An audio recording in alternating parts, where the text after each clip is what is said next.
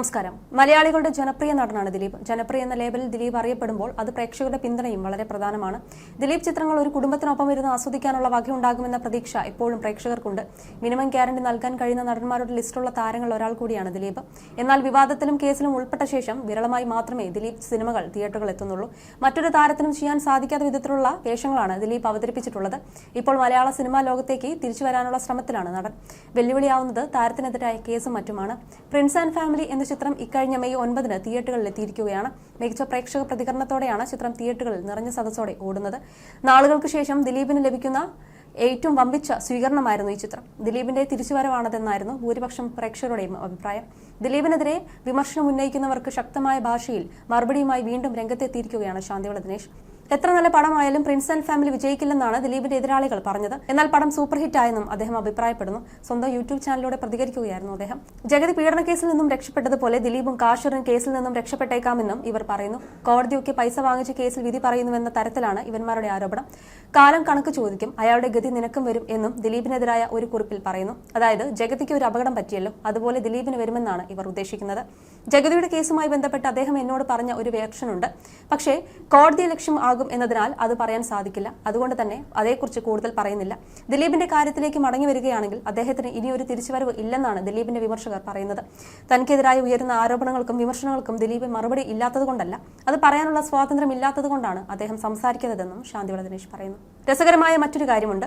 Liberty Basheer cinema theatre ഉടമകളുടെ സംഘടനയുടെ നേതാവായിരുന്നില്ല. കേരളത്തിൽ 20 തിയേറ്ററുകൾക്ക് അപ്പുറത്ത് ഒരിടത്തും എ സെന്റർ കൊടുക്കില്ലെന്നും അവിടെ മാത്രം പുതിയ ചിത്രങ്ങൾ റിലീസ് ചെയ്താൽ മതിയെന്ന നിലപാടുമായി നടന്ന വ്യക്തിയായിരുന്നു ബഷീർക്ക. ഒരു സുപ്രഭാതത്തിൽ ലിബർട്ടി ബഷീറിന്റെ സംഘടനയെ പൊളിച്ചടുക്കിക്കൊണ്ട് ആന്റണി പെരുമ്പാവൂരുമായി ചേർന്ന് ദിലീപ് ഫിയോക് എന്ന സംഘടനയുണ്ടാക്കി. ഇപ്പോൾ ഫിയോക്കാണ് ഏറ്റവും വലിയ സംഘടന. ഈ ഒരൊറ്റ വിരോധം കാരണം ലിബർട്ടി ബഷീർ ദിലീപിനെതിരെ എന്തൊക്കെ വെച്ച് കാച്ചിയെന്ന് അദ്ദേഹത്തിന് പോലും പറയാനാവില്ല. ഇതേ liberty Basheer Prince and family തന്റെ തിയേറ്ററിൽ റിലീസായ വിശേഷങ്ങൾ ഒരു മടിയും ഇല്ലാതെ തുറന്നു പറഞ്ഞിരിക്കുകയാണ്. രാത്രി 12 മണിക്കും തിയേറ്ററുകൾ ഫുൾ ആകുന്നത് കണ്ട് അദ്ദേഹം അതിശയപ്പെട്ടുവെന്നാണ് പറയുന്നത്. സിനിമ സൂപ്പറായി, കുടുംബത്തിനായി 20 ടിക്കറ്റുകൾ വരെ ആളുകൾ ഒരുമിച്ച് വാങ്ങുന്നു. കുടുംബമാണ് പ്രിൻസ് ആൻഡ് ഫാമിലിയെ വിജയിപ്പിച്ചതെന്നെല്ലാം അദ്ദേഹം ചൂണ്ടിക്കാട്ടുന്നു. മനസ്സിൽ തോന്നിയ കാര്യങ്ങൾ അതുപോലെ തുറന്നു പറഞ്ഞാൽ സന്തോഷം. എല്ലാവരും ഇതുപോലെ തുറന്നു പറയില്ല. പക്ഷേ ബഷീർക്ക പറഞ്ഞു. സിനിമയ്ക്കെതിരെ നിരൂപകന്മാരൊക്കെ എന്തെല്ലാമാണ് പറഞ്ഞത്. കാലാഹരണപ്പെട്ട കോമഡി എന്നൊക്കെ ഉണ്ടോ? തിയേറ്ററിൽ വന്നിരുന്ന് ചിരിക്കുന്നത് കിളവന്മാരാണെന്നാണ് ഒരു പ്രമുഖൻ പറയുന്നത്. ഇവൻ കിളവനാകില്ലേ? അല്ലെങ്കിൽ ഇവന്റെ അച്ഛൻ കിളവനാവില്ലേ? ഇവൻ തന്നെ നാളെ കിളവനാകില്ല. തനിക്ക് ചിരിക്കാനായില്ലെന്ന് അവൻ പറയുന്നുണ്ടെങ്കിൽ അത് അവന്റെ മാനസിക പ്രശ്നമാണ്. തരുൺ മൂർത്തിയുടെ സൗദി വെള്ളക്ക എന്ന ചിത്രത്തിന് നെഗറ്റീവ് പറഞ്ഞ മഹാനാണ് ഈ കക്ഷി. ഒറ്റയ്ക്ക് ഇരുന്ന് ചിരിച്ചാൽ അതാണ് കോമഡി എന്ന് അയാൾ കരുതുന്നുവെന്ന് തോന്നുന്നു.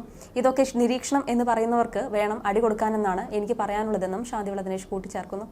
ദിലീപ് എന്നോട് അകന്നതിന് കാരണം ദിലീപിനെ പോലുള്ള പൊക്കമുള്ള ഒരാൾ ചുരുട്ടൊക്കെ കത്തിച്ചു പിടിച്ച് ബാന്ദ്ര പോലുള്ള സിനിമകൾ ചെയ്യുന്നതാണ് നിന്റെ പരാജയമെന്ന് ഞാൻ പറഞ്ഞതിനാലാവും എന്നും ശാന്തിവിള ദിനേശ് പറഞ്ഞു. ഇവർക്കൊന്നും വിമർശനം താങ്ങില്ല, ഞാൻ സത്യം മാത്രമേ പറയൂ. അയാൾ പട്ടിയുമായി റാഫിക്കൊപ്പം ഒരു പടം ചെയ്തു. അതിനുശേഷം ചെയ്തതെല്ലാം കൂതറ പടമാണ്. രാമലീലയാണ് അയാൾ ജയിലിൽ നിന്ന് വന്നതിനു ശേഷം ചെയ്ത പടം. മികച്ച പടമാണ്. ദിലീപിന് നിരവധി ശത്രുക്കളുണ്ട്. സർക്കാർ ഉദ്യോഗസ്ഥനായ അശ്വന്ത് കോക്ക് എന്നയാൾ എത്ര മോശമായിട്ടാണ് വിമർശിച്ചത്. ഇപ്പോൾ അയാൾ ഇട്ടത് ദിലീപേട്ടൻ വിജയിച്ചു, ഞാൻ തോറ്റു എന്നാണ്. അപ്പോൾ പക്ഷം പിടിച്ച ആർക്കോ വേണ്ടിയാണ് ഇവൻ നെഗറ്റീവ് റിവ്യൂ ചെയ്യുന്നത്. പ്രിൻസ് ആൻഡ് ഫാമിലി കണ്ട് തിരിച്ചു വരുമ്പോൾ ഭാര്യ സിന്ധു എന്നോട് ചോദിച്ചു, അണ്ണാ ദിലീപ് ഉണങ്ങിപ്പോയോ എന്ന്. ഞാൻ മറുപടി പറഞ്ഞത് ദിലീപിന്റെ സ്ഥാനത്ത് ഞാനായിരുന്നെങ്കിൽ 10 പ്രാവശ്യം ആത്മഹത്യ ചെയ്തേനെ എന്നാണ്. അയാളുടെ മാനസിക സംഘർഷം ആലോചിച്ച് നോക്കൂ. എന്നിട്ട് അയാൾ ഹ്യൂമർ ചെയ്യുന്നുണ്ടെങ്കിൽ അയാളുടെ കഴിവ് നമ്മൾ മനസ്സിലാക്കണം. കാരണം ഇത്രയും പ്രശ്നങ്ങൾക്ക് നടുവിൽ നിൽക്കുമ്പോൾ അടുത്ത മാസം വിധി പറയാനുള്ള കേസിൽ 7 വർഷമായി വേട്ടയാടപ്പെടുകയാണ്.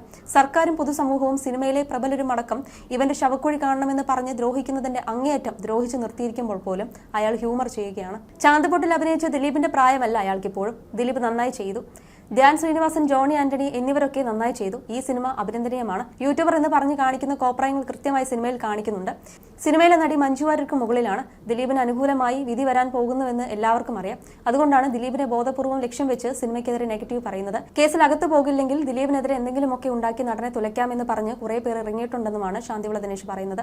അതേസമയം പലപ്പോഴും ദിലീപിനെ വേണ്ടി ചാനൽ ചർച്ചകളിലും മറ്റുമായി രംഗത്തെത്തിയിട്ടുള്ള വ്യക്തിയാണ് ശാന്തിവിള ദിനേശ്. നടി ആക്രമിക്കപ്പെട്ട കേസിലെ അന്വേഷണം വഴിതെറ്റുന്നത് മഞ്ജു വാര്യരുടെ ഒരു പ്രസ്താവനയ്ക്ക് പിന്നാലെയാണെന്ന് സംവിധായകൻ ശാന്തിവിള ദിനേശ് അടുത്തിടെ പറഞ്ഞിരുന്നു.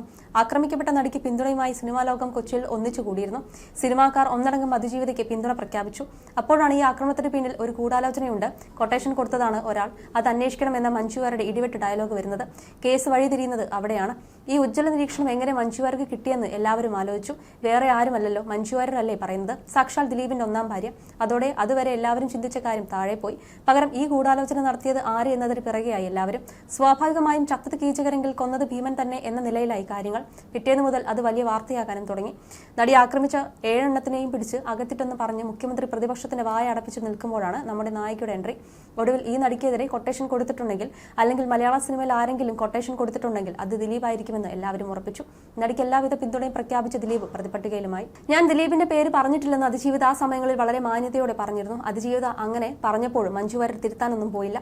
ഈ സമയത്താണ് WCC ജന്മം കൊള്ളുന്നതും മുഖ്യമന്ത്രി നേരിൽ കാണുന്നതും. അതിന്റെ നേതാവ് ദിലീപിന്റെ മുൻ ഭാര്യയായിരുന്നു.